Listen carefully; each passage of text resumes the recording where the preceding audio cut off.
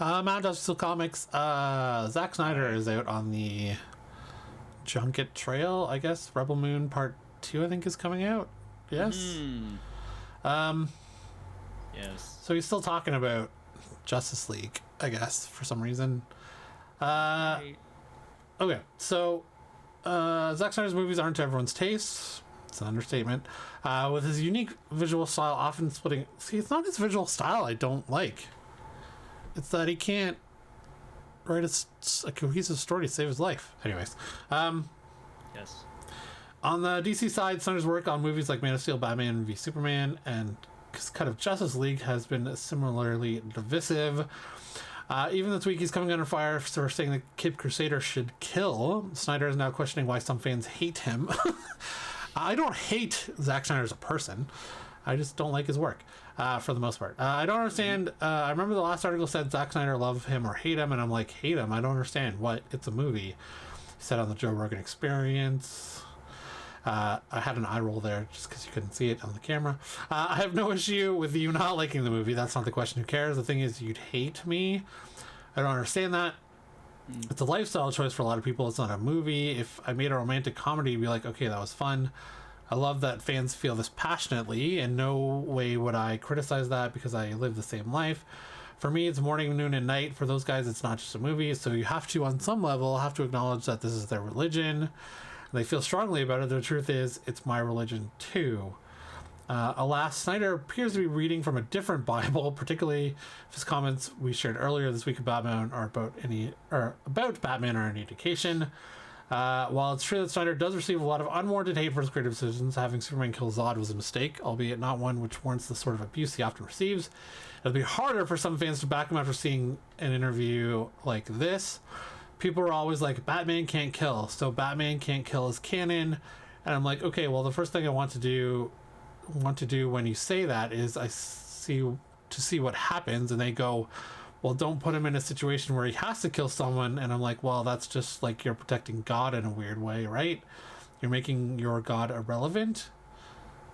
What? Okay.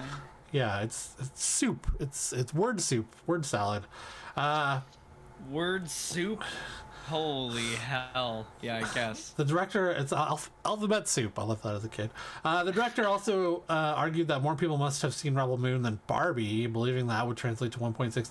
Oh my god. So he's clearly in something. He's clearly in something of an outspoken phase.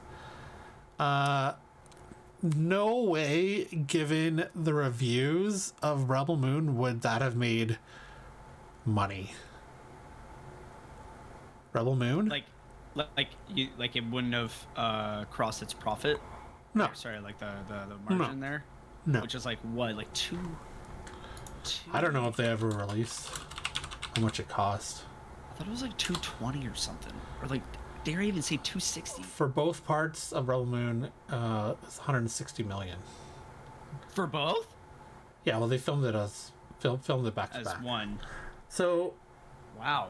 Holy shit, I thought it was generally more than it's times two, right? So would it have made, would part one, well, I guess if you take part one and part two, I don't know. Like part one might have made 100, maybe 80 to 100. And then because it's so bad, not that I've seen it, because when I saw a Rotten Tomatoes score of, I don't know, 10%, it's like, this isn't worth my time. Is it at 10%? What is it at? Ooh, nice full screen ad there. 21%, sorry. Even Snyder fans who come out in droves to alter that Rotten Tomatoes score couldn't get it up above 60. Yeah. Anyways, yeah. So Grant Morrison, who is a great comic book writer, has done some classic runs on Batman, has done a great run on New X-Men. I have it sitting on my shelf right now. Nice. He has responded to Zack Snyder. Filmmaker Zack Snyder recently stirred up some controversy when he defended his aggressive version of Batman from Batman v Superman, who killed, a choice that for many comic book fans runs counter to the basic tenets of the character. Now, comic book writer Grant Morrison is weighing in that they don't agree with Snyder. According to Morrison, if Batman kills any enemies, he'd be the Joker.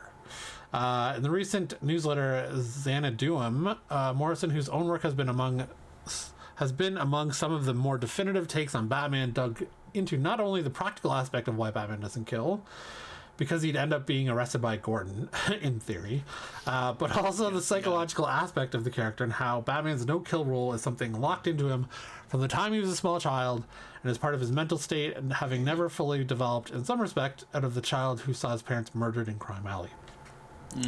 Quote, that Batman puts himself in danger every night but steadfastly refuses to murder is an essential element of the character's magnificent, horrendous, childlike psychosis. There's also the matter of the line between what Batman does and what the villains do. Villains kill, Batman does not. It makes all the difference, at least to Bruce Wayne, who, should he ever cross the line, would then be no better than those who killed his parents. The line Bruce Wayne draws is a clear delineation between himself and his villains, and if Batman were to ever cross it, there would be no difference between them, they wrote. Why does Batman's no-kill policy matter? What's interesting in all of this, particularly Morrison's comments, is the distinction between Batman can't kill and Batman having a personal no-killing code of ethics or standard for himself, if you will, and that seems to be where Snyder's interpretation of Batman misses the characterization. Shocker, he doesn't understand another character he wrote a movie for. Man of Steel. For Snyder, his comments are about can't kill rather than a personal code, as a part of what he's previously called for his deconstructionist point of view about the superheroes. People are always like, oh, we already read that, can't kill. The weird God thing is odd too. But as Morrison points out, for Batman, it's a choice not to kill, a code of honor that separates him from the worst of his villains.